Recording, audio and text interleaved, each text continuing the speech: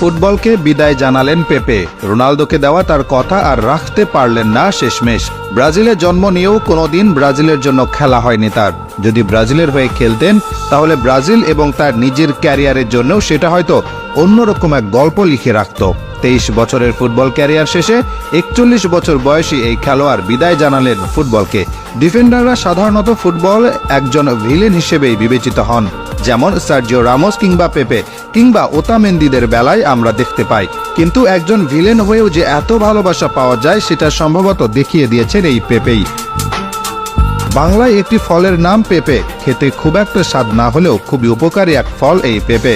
আমাদের ফুটবল আর পেঁপেও ঠিক একই রকম, ডিফেন্ডার ভিলেন যে নামেই তাকে ডাকেন না কেন। ছিলেন একজন কার্যকরী খেলোয়াড়, নিজ দলের জয়ের জন্য তিনি করেননি এমন কোনো কাজ সম্ভবত নেই। কিন্তু রোনালদোকে তিনি কি এমন কথা দিয়েছিলেন যা তিনি রাখতে পারেননি, আসুন একটু দেখে নেই। পেপে তার প্রফেশনাল ক্যারিয়ারে প্রতি 26টি ম্যাচের বিপরীতে